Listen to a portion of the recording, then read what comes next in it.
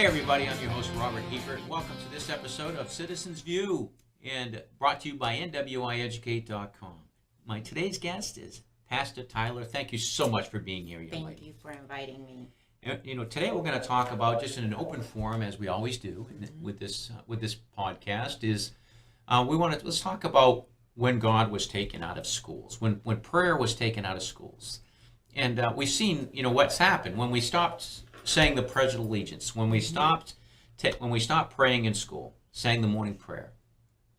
Within a few years, we started having regular mass shootings. Yes. And we've had well over 70 mass shootings of all different types since, let's just say, 1996, 98, in that ballpark area.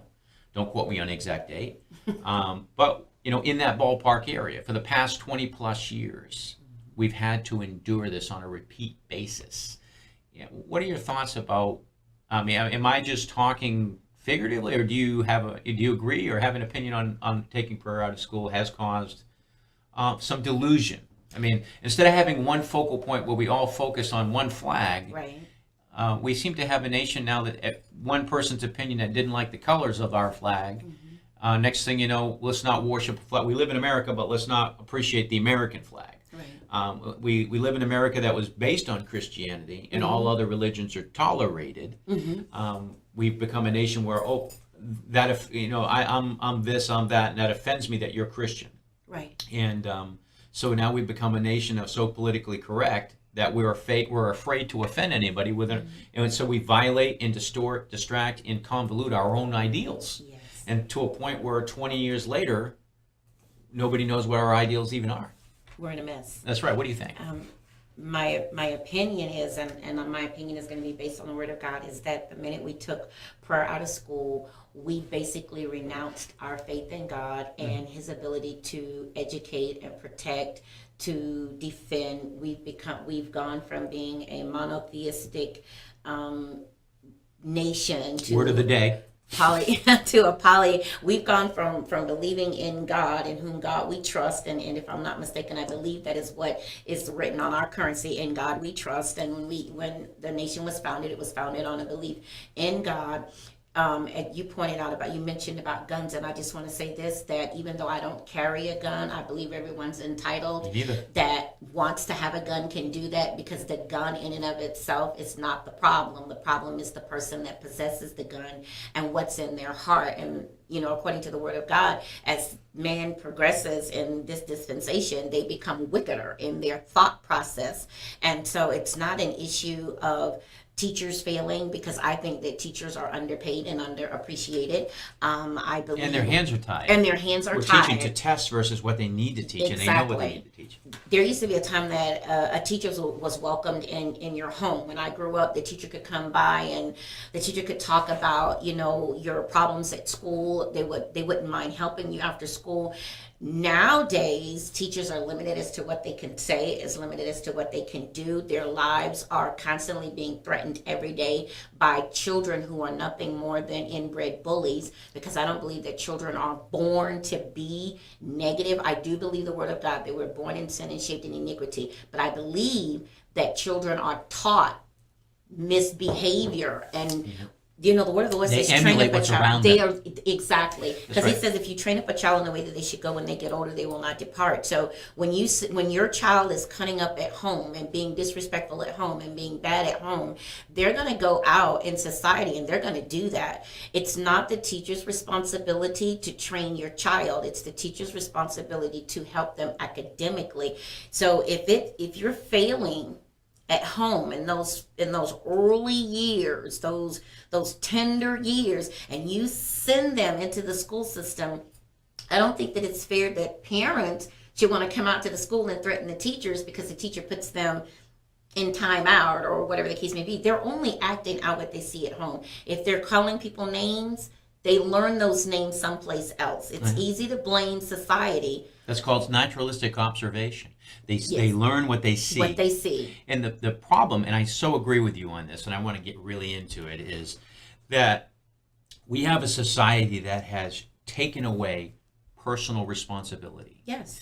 When you're talking about the teachers are absolutely devoted and committed to educating your child, not raising your child. Exactly. Their job is to educate, enhance the information within that child's brain. Exactly. And they need to be able to have complete control when the child is in their custody, so to speak, in the classroom. Yes. And when you're talking about, the lack of personal responsibility, because we've become a nation where the parents, not all parents, this is, we're talking about a case by case, and I don't want to put everybody into one category, because that's not the case. Exactly. There are a lot of wonderful, beautiful parents out there, and I thank God for each and every one of you. And we're talking about the disruption one. We're talking about these children that disrupt classes, that do everything they can to contradict the process. Yes. And the parents of those children deflect responsibility. These are the ones that go to the school and blame the teachers. These are the ones that go to the school and blame the network. Blame the processing and the system. Correct. And instead of looking inward and saying, what can I do to make this a better place for all of us? Right. They're saying, look, I'm too self-righteous and I am too narcissistic. Yes. I'm too self-entitled to have anything, any kind of personal responsibility towards this. What do you think? And I agree with you. I agree with you so very much in that it's easier to push the blame and responsibility off on someone else while they're pursuing their career or whatever. And as you said, there are really, really great parents out there. This is not the norm for everybody. There are a lot of hardworking parents out there, but we have a group, if you will, of individuals and parents who they themselves were raised irresponsibly. So when they had their children, they raised their children irresponsibly. Basically, we have 2 or 3 generations of just irresponsible people, and they keep perpetuating it. And not only are they irresponsible raising their children, the children go to school. Once the school can't deal with them anymore, then the child will usually drop out, or they have some type of legal interaction with the system. Now they become a problem when it comes to law enforcement, and then of course that opens another can of worms because everybody wants to jump on the bandwagon, that the cops are bad, the prisons are bad, but we wouldn't have prisons if there weren't people doing things that they didn't have any business doing. And I'm an advocate for prison ministry. I believe in going in, but it has to go back to being responsible. Why is it that your son or your daughter at 10 or 11 are doing all these things?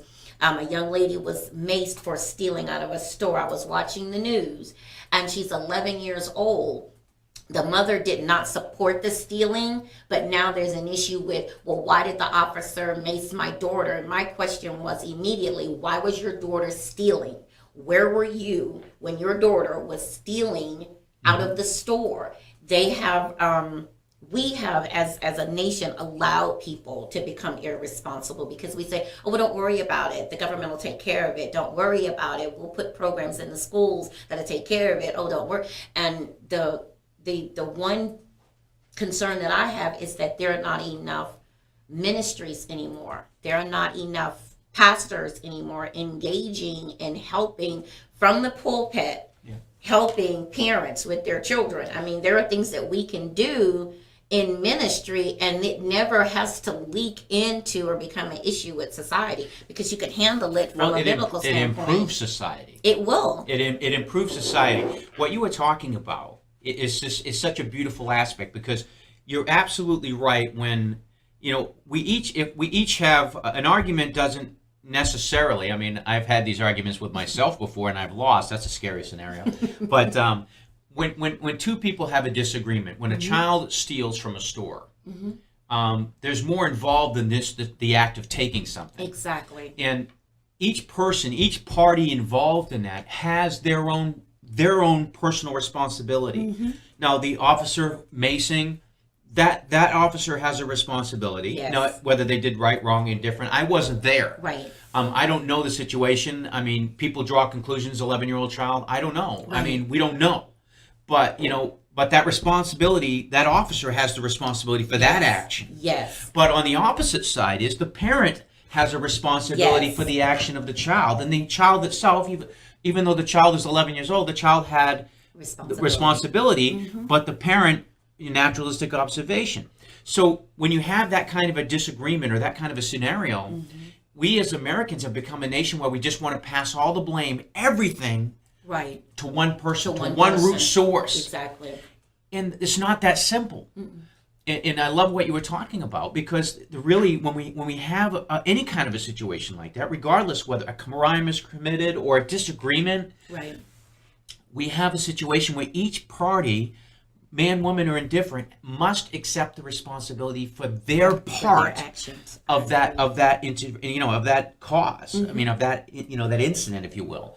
And I love what you're talking about with that, because there has to be harmony. Until we only can get back, we have to bring back to basics. Right. And what is basics? We have to get back to family values. We have to get back to the classrooms and the communities, and working towards how we can improve family values, how we can improve improve communities and churches. And instead of diversifying and focusing on the me, we have to get back to we. Right. Because putting somebody else ahead of yourself is the greatest mission. And by focusing on that, it makes us better. Yes. Instead of just focusing on us and everybody else can go away, that destroys society. We need to have that synergy, that bond. That reminds me of the word of God that says that we should esteem others above ourselves. Amen. Do unto others says we would have them do unto us. And no one wakes up in the morning and says, oh, I'm going to cause bodily harm to myself. No, I mean, you don't just wake up and go, I think that we don't do that. We wake up in the morning and we do our very best to put on our very best face, and we take care of ourselves, brush our teeth, comb our hair. We want to look our very best. And so when we go out, what we should be doing is trying to impart that same mindset to someone else. I said something to the ladies today in one of my posts. I said, shine bright and do something, give something back to someone new. And meaning, find the opportunity to pour into someone else's life something positive, something that's going to affirm them. And as you were talking, my mind immediately went back to, once again, the family. I grew up, I was born in 1966, and I grew up in a home where there was a mother and a father, and Christ was the center of the home. There was Bible study, and there were Bible verses to be memorized, and we went to church. And I'm not saying that we were perfect, but Christ was the center of our lives. And in many instances, Christ is not the center. God is not the center. It's money, it's jobs, it's mission, it's me. And a lot of marriages, it's me. I want to achieve this. And then the other spouse goes, well, I want to achieve this. And so what happens is, while they're both trying to achieve what they want, they're still procreating and having children, but then TV becomes the babysitter, a babysitter becomes a babysitter, the school becomes a babysitter. And before you know it, the children are lost, because each parent is everybody's pursuing what they want to do, and they forget, hey, we came together, we have these kids. And what happens is, once they're unleashed on society, they do the same thing. It becomes about them. Anybody that has a small child will tell you, and there too, it's mine. It's all about me. I mean, that's so true. And so what happens is, if that cycle isn't broken, when they go to school with, it's mine. It's me. It's mine. And if you don't pay attention to what I want, I'm going to treat you the way I do at home. And the children lash out for attention. Exactly. Because they're not getting that at home. Exactly. You're so right. When it comes to family values, when it comes to community, I've been working on this myself, and I try to work on me surrendering to joy, me surrendering to love. Because I don't want to push my faith onto everybody, because that's not what I don't believe in, shoving it down somebody's throat. Right. I am who I am, and I believe what I believe, because that's who I am, and I respect you. I respect you, the individual out there. But if you're raising children, regardless whether you're of spirit, regardless whether you're of faith, surrender yourself to the love. Surrender yourself to the compassion, the joy, the happiness of having children. And be grateful. Yes. But we surrender. They think surrendering is weakness. And surrendering to joy and love and happiness is not being weak. No. I'm not saying surrender your life. I'm saying surrender your soul. I mean, it's to the love of the children and to being the best person you can be. Yes. If you get up every day and learn something, how many people do we know saying, yeah, I'm the same person as I was when you were 18? Or if that's the case, I got to run from you, because if we don't learn anything, if we don't grow and mature and be better, right, then what's the point? exactly. So surrender yourself to love and joy and happiness. I agree. I agree with you 100%. And I share with people, you can't force a person to believe. So I'm not going to ask everyone to just jump on the bandwagon and jump in your Bible and say, oh, well, I'm believing because Pastor Tyler believes. No, that's a personal relationship that you have to establish with God. But I will stand on this. Without him in our lives, without us saying to people, listen, let's return back to the roots. Let's return back to the God of our salvation and history from the beginning of Genesis all the way to Revelations. We could see that every time a nation moved away from God, it began to perish. Every generation along that line began to perish. My heart goes out to those who've lost their children from school shootings and all of the mass destruction that's taking place, from the terrorists to what's going on in our government. And my concern, my plea, my request would be return back to the root of our foundation. You may not go the route that I'm going. So, everybody is not going to go the same route. A light bulb may flick off in the bathroom. I don't know. It may be while you're riding on the road in your car. Right. But at some point, you have to come to the realization that, listen, we have erred. Okay, God, what do we do to get back on track? And I can promise you're going to hear him say, hey, put me back first. Make me the center again. Put me back in the schools. Listen, line them up. Let's start having prayer. I'm not saying you got to pray out loud and make a mockery or a baboon of yourself, but you can secretly within your heart seek God for guidance. God, lead God and direct me how to teach these children. Help me to be a better student. I really don't like math, but God, I really need your help today because I need to pass this math test. Make him the center point, even in government, everything that we do. And that would be my encouragement. Put him back, put God back first, and we will see a change. That's right. The biggest thing that we want to do, and what we're trying to do here is with our podcast, is to encourage you to just open your heart.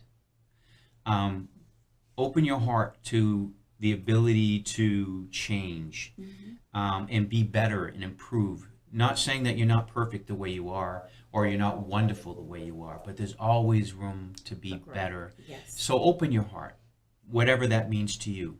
Surrender to love and joy. Love your children. Take a more engaging role in it. Don't use excuses like I'm too busy. If that was the case, you should not have had children. I agree. But this is for our next podcast. I want to thank you all for joining us today. I'm your host, Robert Hebert. Thank you, Pastor Tyler, for being here. I can't wait for us to talk again in a panel.